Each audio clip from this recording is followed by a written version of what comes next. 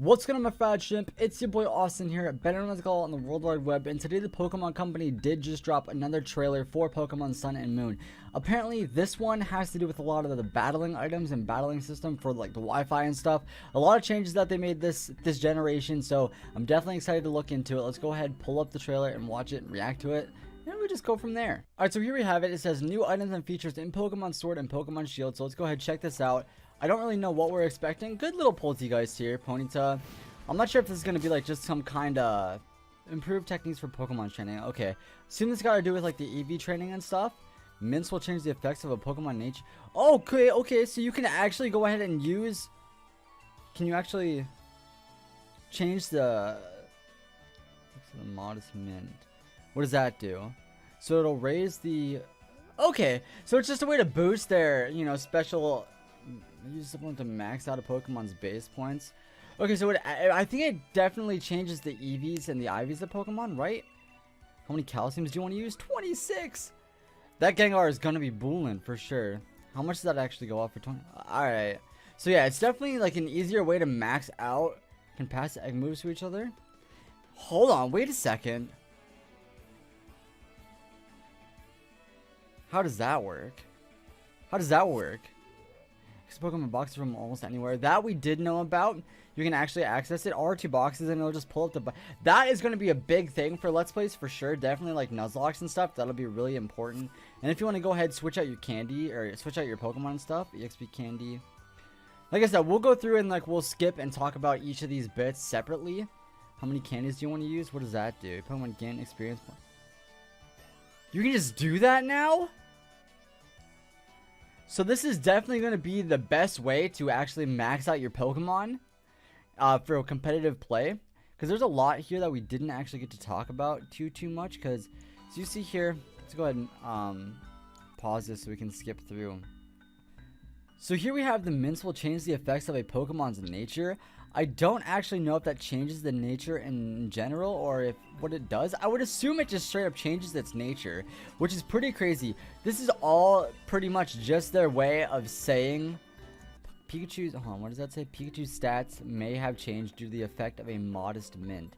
Oh, literally, okay, you give it a modest mint, it becomes a modest nature. You give it a lonely mint, mild, hasty, naive. It'll literally just change its nature. That is insane, because a lot of the times you catch a good Pokemon, or for shiny Pokemon, let's just say, you catch a shiny Pokemon and it's got a terrible nature. You can't really use that for competitive play.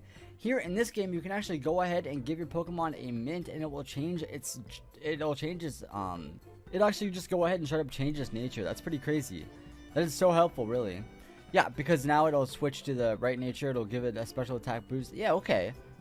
For sure. Use supplement to max out Pokemon's base points. This is kind of the same thing we've had before.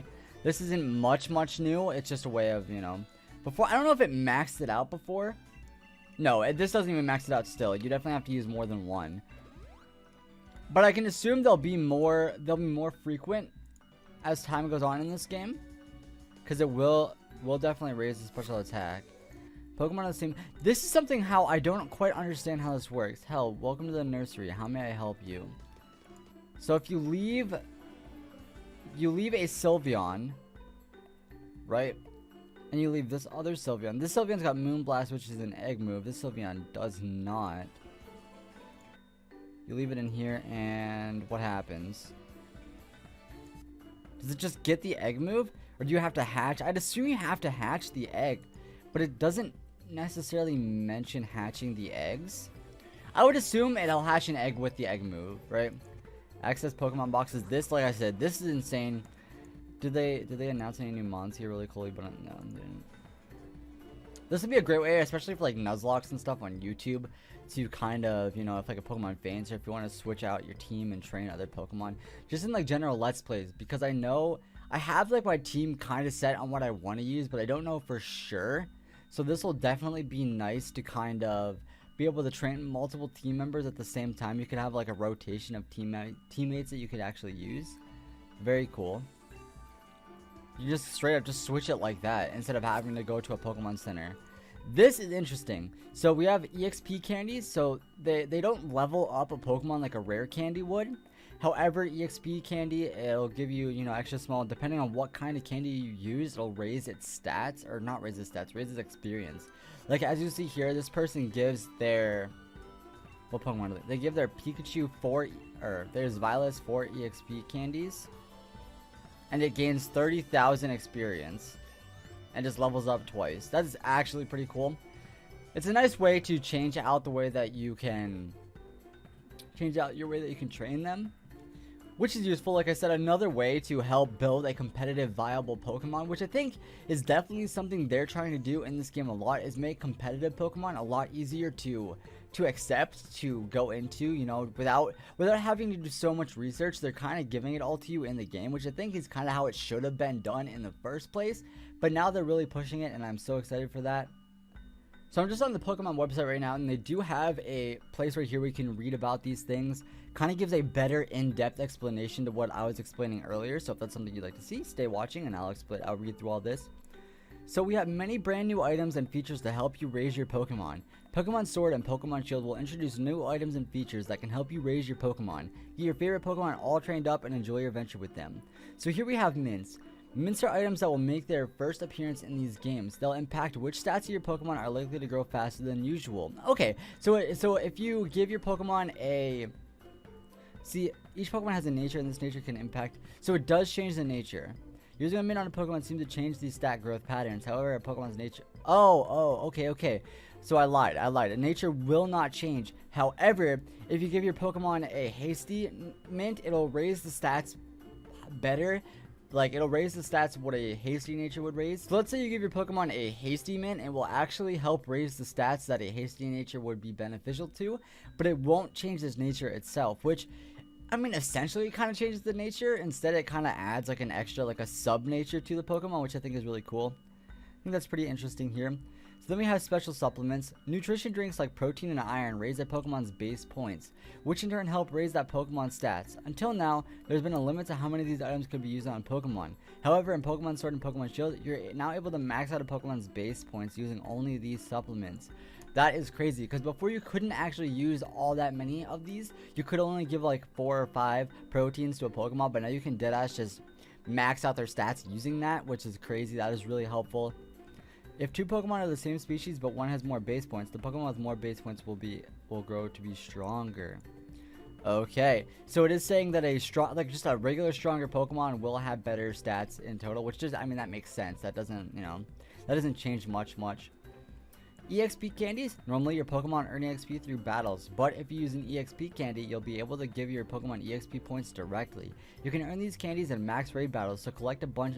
Okay, that's how you do it, so it's not broken. That's how they do it, because if you could just find them around or like buy them and stuff, that would easily make it kind of broken, where you could just level up your Pokemon and max them out to level 100 really quick.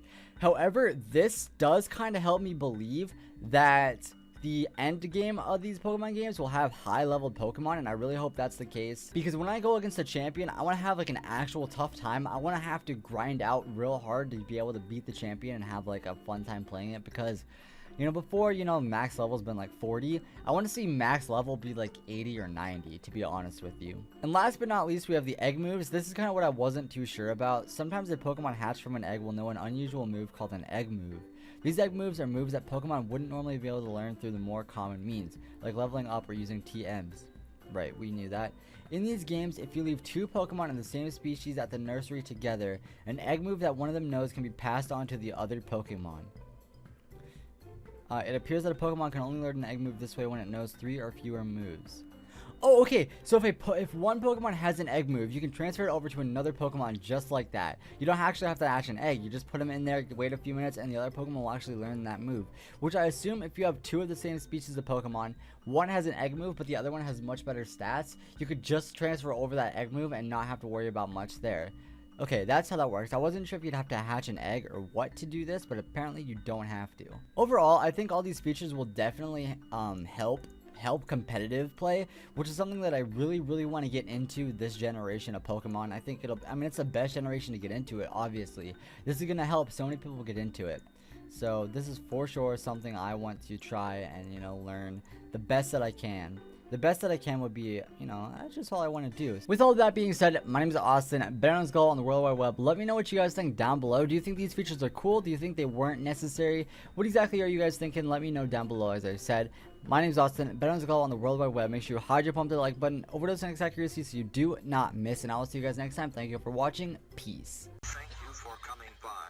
Today was a really good day.